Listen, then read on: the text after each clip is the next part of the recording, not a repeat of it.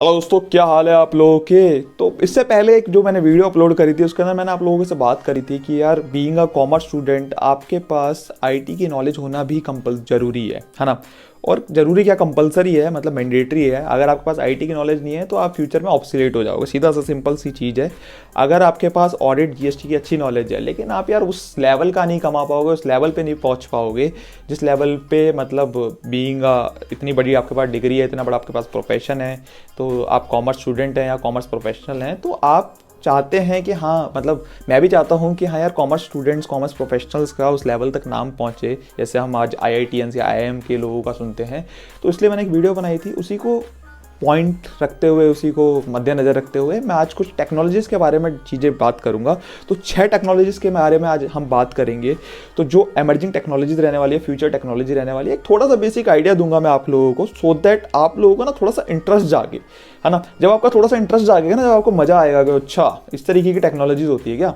अब मैं चाहता हूँ कि कॉमर्स स्टूडेंट्स की भी, मतलब जो होता है उनकी, मतलब उनकी इच्छा हो कि हाँ उनको टेक्नोलॉजीज के बारे में सीखना है। तो मैं आप लोगों को थोड़ा सा एक आइडिया दूंगा, 6 टेक्नोलॉजी के बारे में हम बात करेंगे, बेसिक बात करेंगे। मैं ये नहीं कह रहा कि आपको फुल फ्लेजेड आज एक पूरी वीडियो में बता दूंगा, बट हाँ 6 टेक्नोलॉजी के बारे में आपको बताऊंगा जो कि फ्यूचर टेक्नोलॉजी रहने वाली है। पहले नंबर पर अगर मैं बात करूँ तो गेमिंग एज अ सर्विस। तो गेमिंग एज अ सर्विस एक तरीके की सर्विस है।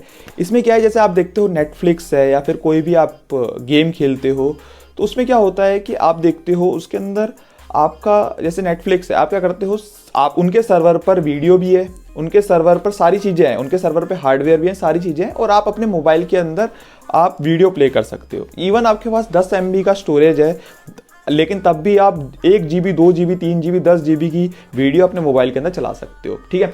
उसी तरीके से जब आप गेमिंग खेलते हो, जिन लोगों को गेमिंग के बारे में पता होगा, जिन लोगों ने गेमिंग करी होगी, और होपफुली सभी ने थोड़ी बहुत गेमिंग करी होगी, लेकिन इनको हाई एंड गेमिंग के बारे में आइडिया होगा।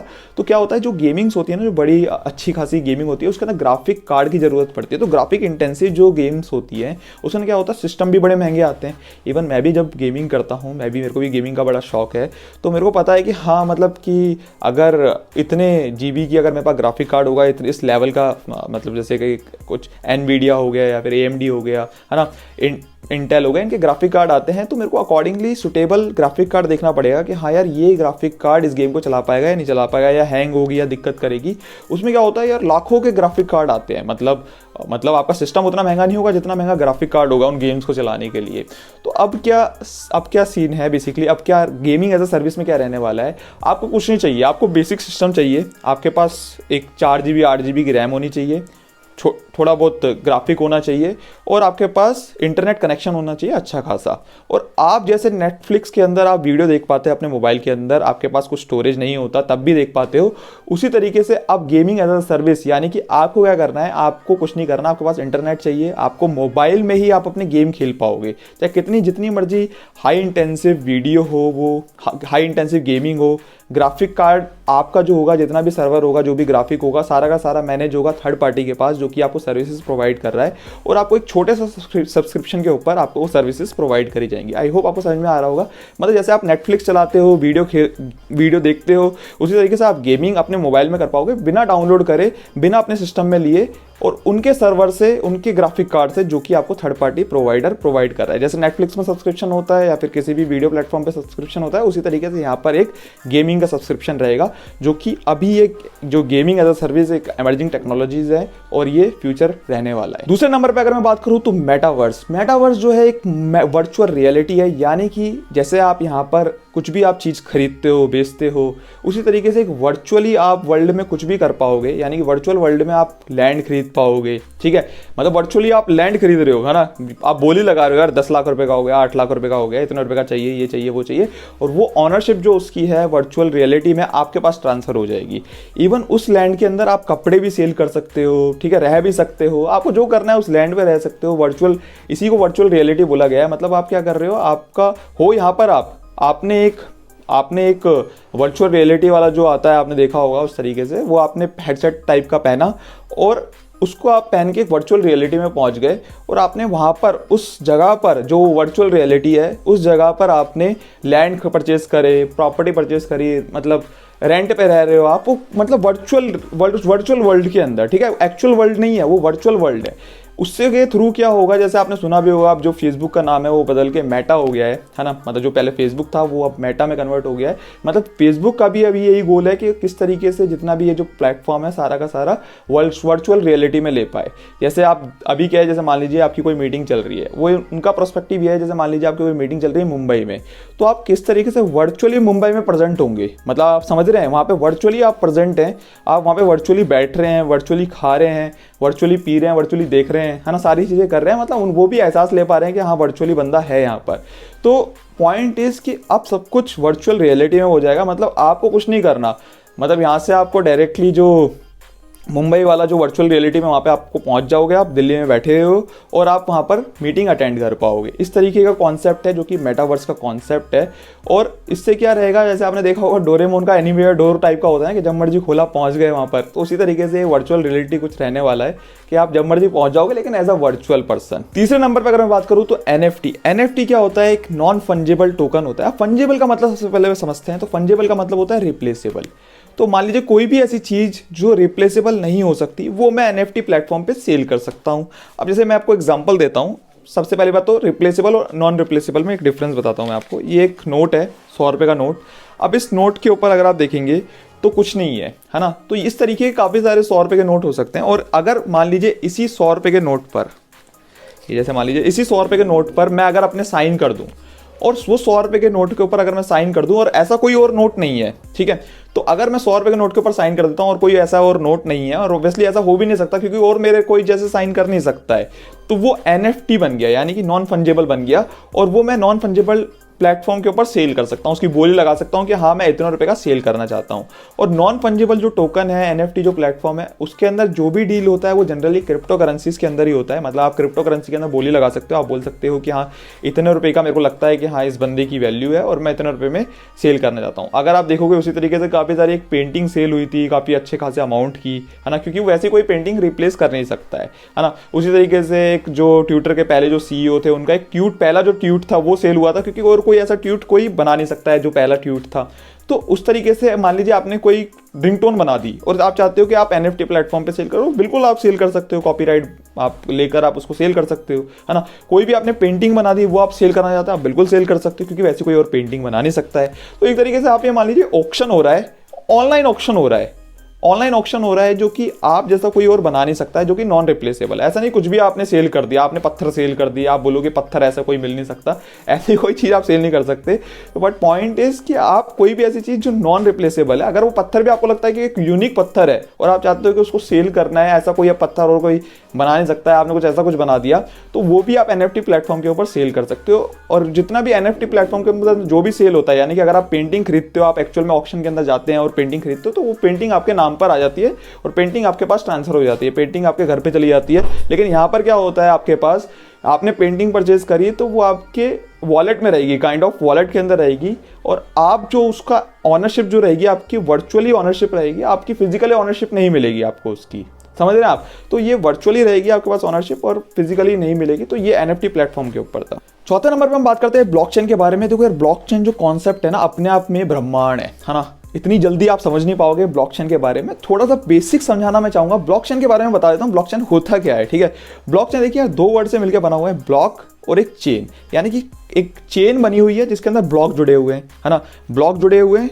उसके बाद एक चेन के अंदर ब्लॉक्स जुड़े हुए हैं, इसको बोलते हैं ब्लॉकचेन। अब जुड़े कैसे हुए उसको समझते हैं। अब हम एग्जांपल लेते हैं बिटकॉइन का। बिटकॉइन जो है वो क्रिप्टो करेंसी है। तो क्रिप्टो करेंसी जो मॉडल है, वो जो बेस है, वो ब्लॉकचेन के ऊपर ही है, जैसे आपको पता ही होगा। अब मान लीजिए आपने कोई ट्रांजैक्शन करी, राहुल ने सोनू को कुछ बिटकॉइन सेंड करे। अब ये कौन वैलिडेट करेगा कि राहुल के पास बिटकॉइन थे, है ना, सोनू के पास पहुंच गए ढंग से। तो ये सारे वैलिडेट करने के लिए एक माइनर होते हैं।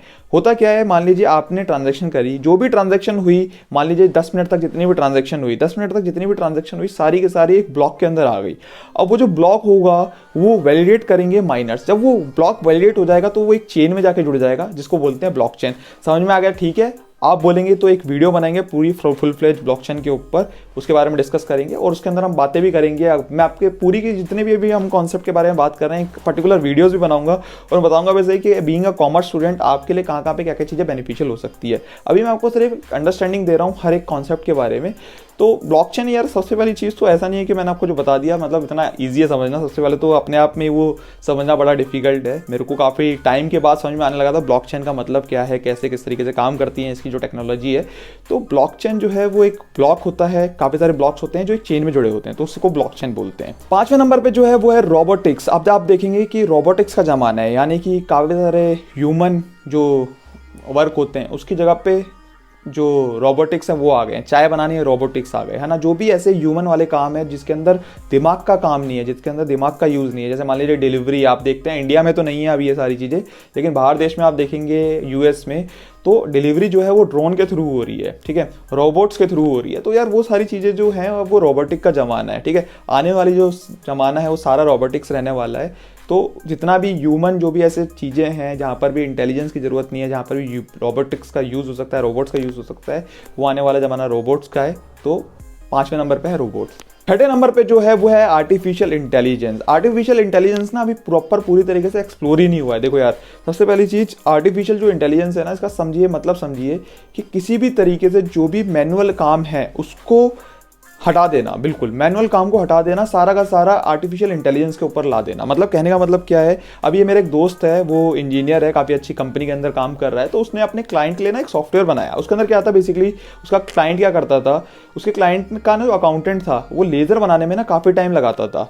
उसने क्या करा, कुछ ऐसी टेक्नोलॉजी बनाई, अगर आप बोलेंगे कभी एक वीडियो के अंदर मैं उसको लेकर भी आ जाऊँगा अपने दोस्तों को। काफ़ी सारे मेरे फ्रेंड्स हैं जो इंजीनियर बैकग्राउंड के हैं, अगर आप बोलेंगे तो उनको भी लेकर आएंगे आपको समझाने के लिए कि किस तरीके की कौन सी किस तरीके से टेक्नोलॉजी क्या क्या काम करती हैं।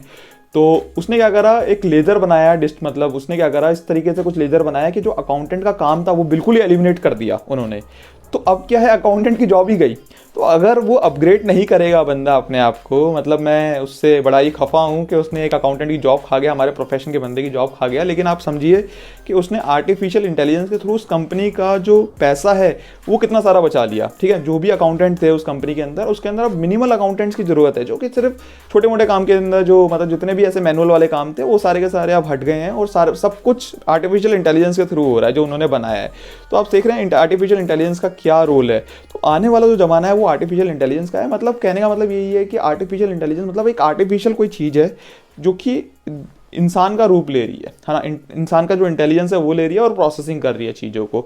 तो जितने भी ऐसे मैनुअल काम हैं, जो भी ऐसी चीज़ें हैं, वो सारी के सारी धीरे धीरे आर्टिफिशियल इंटेलिजेंस ले लेगा। और हो सकता है आने वाले ज़माने के अंदर काफ़ी सारी जो चीज़ें हैं वो सारी की सारी चीज़ें, मतलब हमारी जो केस लॉज भी हैं, अगर कोई कंसल्टेंसी आपसे ले रहा है, टैक्स की कंसल्टेंसी ले रहा है, मैं जस्ट एक एग्जाम्पल ले रहा हूँ, अगर आप कॉमर्स बैकग्राउंड के हैं तो कोई टैक्स की कंसल्टेंसी ले रहा है, तो हो सकता है आने वाले ज़माने में अंदर ऐसा कोई आर्टिफिशियल इंटेलिजेंस आ जाए कि जस्ट वो आप अपनी इन्फॉर्मेशन दो, वो आपके बेसिस के ऊपर आपकी टैक्स प्लानिंग करके दे दे ऑटोमेटिकली, ठीक है। आपको बता दे कि हाँ आप यहाँ पे सेव कर सकते हो, इस तरीके से सेव कर सकते हो, ऐसे सेव कर सकते हो। अभी भी ऐसे काफ़ी सारी चीज़ें हैं, लेकिन वो इतनी फुल फ्लेजेड नहीं है, क्योंकि अभी क्या होता है कि आपको काफ़ी सारी चीज़ें मैनुअली खुद बतानी पड़ती है और वो सीएज ही आपकी चीज़ें समझकर उसके बाद ही वो आपको अकॉर्डिंगली एडवाइस दे पाता है। बट यहाँ पर ऐसी कुछ चीज़ें होंगी जो कि हो सकता है आने वाले ज़माने के अंदर ऐसा कुछ इंटेलिजेंस सॉफ्टवेयर आ जाए जो कि आपकी चीज़ों को समझ के अपने आप ही अकॉर्डिंगली आपको प्लान कर सके, सारी चीज़ आपको बता सके।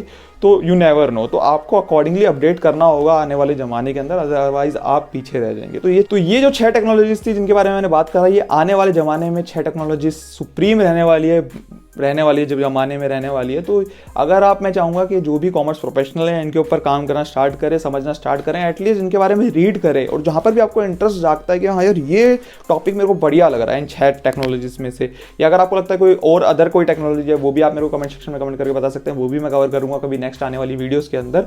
और अभी क्या है, मैंने आपको ना एक बेसिक फंडामेंटल आपकी क्लियर करी हैं चीज़ें। मतलब यहाँ पे ना मैंने आपको सिर्फ एक जगाया है चीज़ें कि हाँ यार इस तरीके की भी चीज़ें हैं जिन लोगों को नहीं पता, मैं काफ़ी सारे जो कॉमर्स प्रोफेशनल्स हैं, कॉमर्स स्टूडेंट्स हैं, उन लोगों को नहीं पता टेक्नोलॉजीज़ के बारे में। तो मैं चाहता हूँ एटलीस्ट उनको एक बेसिक अंडरस्टैंडिंग हो, इसलिए मैंने ये टेक्नोलॉजी के बारे में आज कवर करा है। और अगर आप चाहते हैं कि फुल फ्लेजेड चीज़ें और कवर करी जाए, मतलब एक एक टेक्नोलॉजी को पकड़ के उसके बारे में बताया जाए कि कॉमर्स प्रोफेशनल्स के लिए किस तरीके से वो बेनिफिशियल हो सकती हैं और कॉमर्स प्रोफेशनल को किस तरीके से देखना चाहिए, कैसे समझना चाहिए, और आप चाहते हैं कि और डीप में लेकर जाऊँ, मैं आपको और डीप में समझाऊँ टेक्नोलॉजीज़ के बारे में, तो आप कमेंट सेक्शन में कमेंट करके बता सकते हैं मुझे। अगर आपको वीडियो पसंद आई तो लाइक जरूर करना, चैनल को सब्सक्राइब जरूर करना। बाकी मिलते हैं नेक्स्ट वीडियो में। Thank you.